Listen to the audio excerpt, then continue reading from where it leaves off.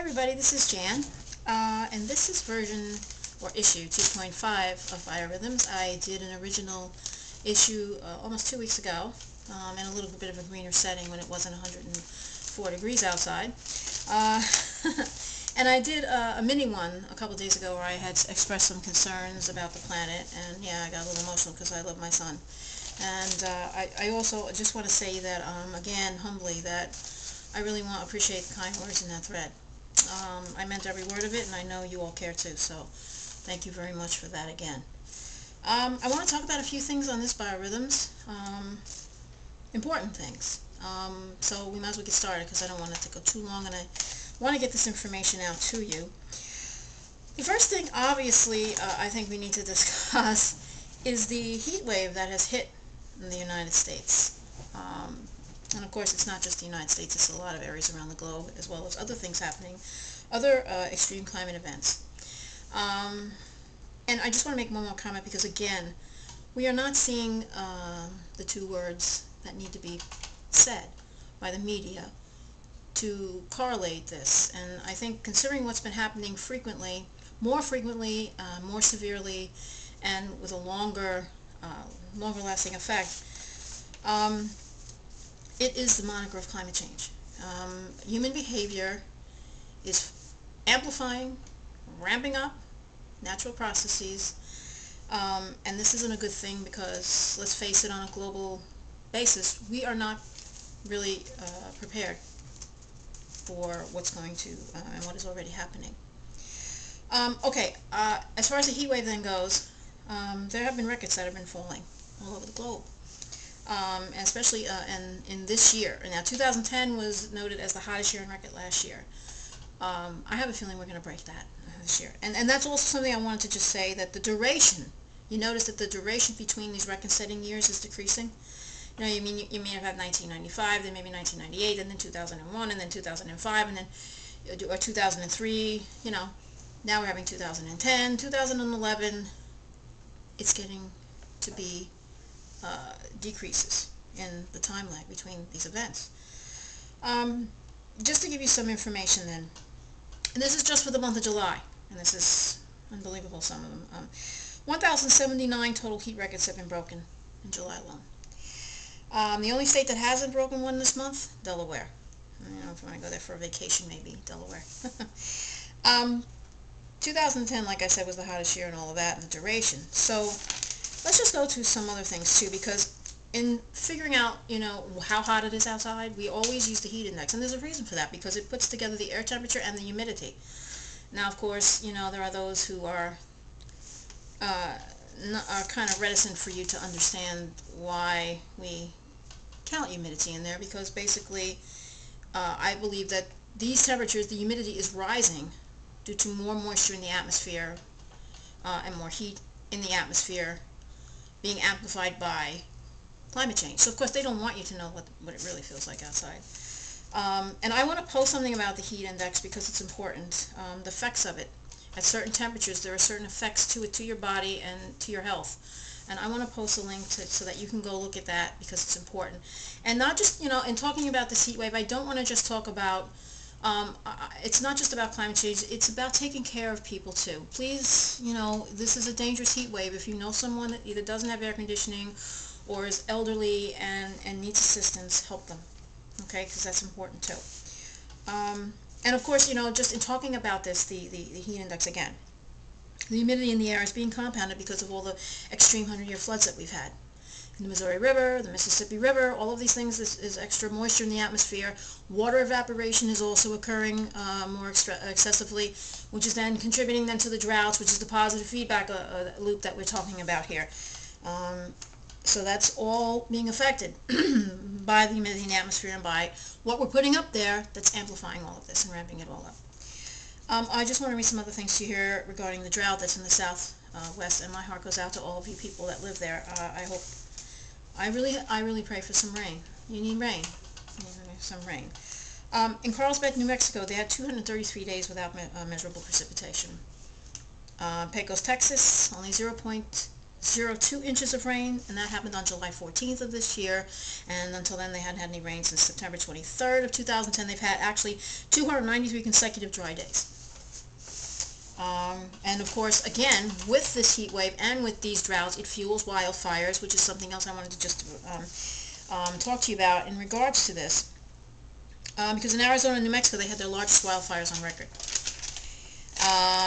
And according to the National Interagency Fire Center, there have been 36,424 wildfires as of July this year. And that burned about 4.8 million acres. Now, that 4.48 million acres doesn't even count the amount of acreage that is underwater, and the farmland that is underwater, and the crops that are ruined, and all of the fertilizers and Roundup and poisons and oil and everything that's going to drain into the Gulf of Mexico. And we're really making a wonderful planet for our children, aren't we? Okay, so that's, again, the heat waves, please be careful with that.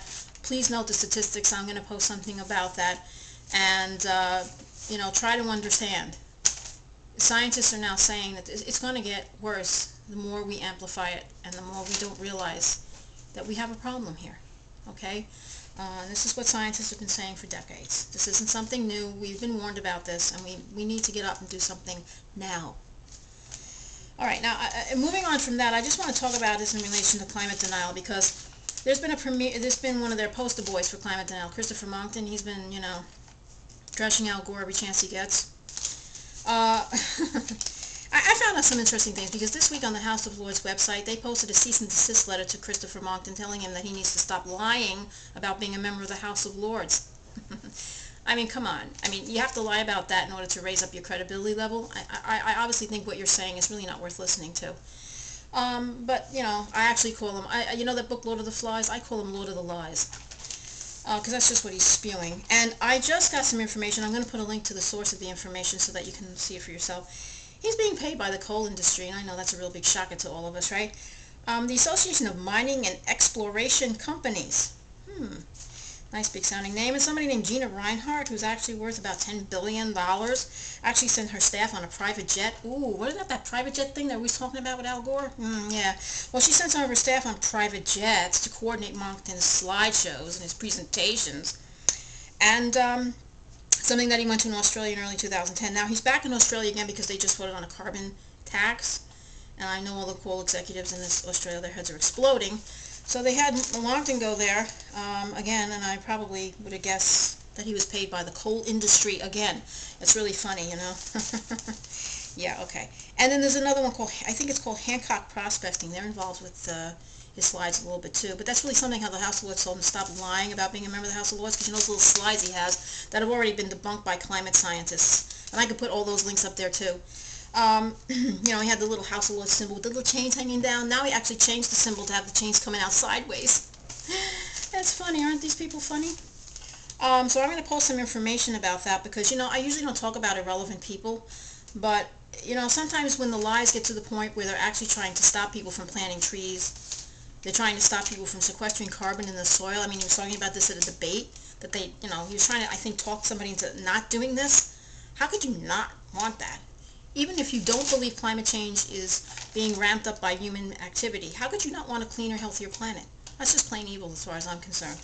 So these people need to be outed for what they are, along with the Koch brothers that's, I think, financed the Tea Party. The Tea Party right here in this country, who talks about, taking away our clean water, our clean air, our climate legislation. Yeah, you really care about our kids, don't you? So I think sometimes we need to talk about this. So I'm going to put information about that faker too. And, just one more comment about that, too. I mean, they've trashed Al Gore for months, so, turnabout is fair play when the truth comes out about them. And I will tell you this, I'm not afraid to stand up to those people who do that, because Al Gore is correct on this, and so are the scientists, and I happen to love and respect Al Gore very much, and I will defend him on this. All right, so that's that. Moving on to the next thing. On biorhythms is something else that's very important, and that's the Keystone XL pipeline. If given the go-ahead by the State Department and President Obama, who has the final say, supposedly, yes or no, it's going to go from 7 states, all the way from the top to Texas. And I really have to say that anybody who believes that this is actually going to lower the price of gas if they do this, they won't. Notice it's going to the Gulf of Mexico, where it can be exported out. Okay? Personally, if they want to help the environment, they should build a solar superhighway through all those 7 states, and they could save on the possibility of ruining more cropland and water, because this happens to be sitting over the Ogallala Aquifer. It's one of the largest aquifers in the world. I think it's the largest fossil water aquifer, actually, and it covers 174,000 miles in 8 states. That's a lot of water. But it's getting smaller because we're using it too much of it. And that's why we need to preserve what we've got. And that's why building this pipeline over it is insane. 82% of the people that live within the boundaries of these states depend on the Ogallala Aquifer for drinking water. And of course, if they build this pipeline, it will be thinner metal pushing toxic bitumen sludge through it at an amazing pressure and amazing rate. So you know sooner or later something's going to give and we're going to have a spill like BP's Ecocide in the Gulf. I don't understand it, but I really don't. I just don't get it. So I'm waiting until around September to see if President Obama votes yes or no. If he votes yes, it will be beyond disappointment. It really will be beyond disappointment, and I will have a problem deciding whether or not I want to give him my vote. Okay, the last thing I want to talk about is important because it's not being covered by the mainstream media, and it was a story posted by Biorhythms 6 this week regarding fracking. It is important because it was about a community in Pennsylvania. The Pittsburgh City Council voted unanimously to assert the right of community self-governance. They voted against fracking, okay, and this self-governance regarding their water and air quality. I think that's great. I think every community in this country should stand up and say, we don't want fracking in our communities. My community did as well. They wanted to put a pipeline through here. Hopefully now, since New Jersey's outlawed hydrofracking, way to go for once New Jersey, we won't have that happening here now. I hope not, anyway. Because if it does come, I will fight it. And I think that we should stand up. Because this is standing up against the corporate rule, and these legislatures that have corporate ties as well that think they can run over the people. It's about time that this ended. It's got to end. It's out of hand. The greed is out of hand. And you notice the environment, everywhere you look, in every sector of the environment, it's under assault. Whether it's air, water, food, anything that you look at, the biosphere, everything. And it's getting to be out of hand. We're not going to have anything left. So I'm going to post about this because, again, I'm going to post the story in case you didn't see it before from Biorhythms 6. And I'm also going to post about, included in this too, there are communities in New York, Maryland, all over that are standing up regarding fracking.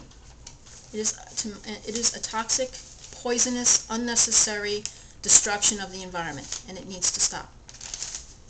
Okay. And of course, related to that is the New York approval of it in New York. I don't understand, And if they do, they're going to frack right near where the people get their water, and yet they'll tell you it doesn't bother your water. I'd like to see some of them drink a glass of it. Okay, so that is very important regarding the environment. I'm going to post about the fracking stories. I'm going to give you some information about the Keystone pipeline. If I can, people have been doing it for months, but it's important that if you didn't see it. Some information about the heat wave, and some information about the denial lobby there and what they're doing to try to keep progress from happening in this world and to help to make a better world for our children. And that's really all I have for Biorhythms for this week. As I said, though, I want to make it a little bit better. I want to get a little more. I want to get some community members involved, and I also want to do some other things in the future with this. And I hope you. If the introduction that I made went on to this, I hope you enjoyed that. I'm trying to do different things. I do everything myself because I care, and I really think that we need more. Hopefully, more people will get involved in doing things like this, because God knows the mainstream media ain't doing their job. All right, so that's it for this version of 2.50 Biorhythms, and I hope you join me for the next time within the next couple of weeks to find out what else is going on in the world of the environment. And just one thought before I go, please remember to take care of the earth, because by taking care of the earth, we take care of each other. Thanks very much for your support and for listening. See you next time. Bye.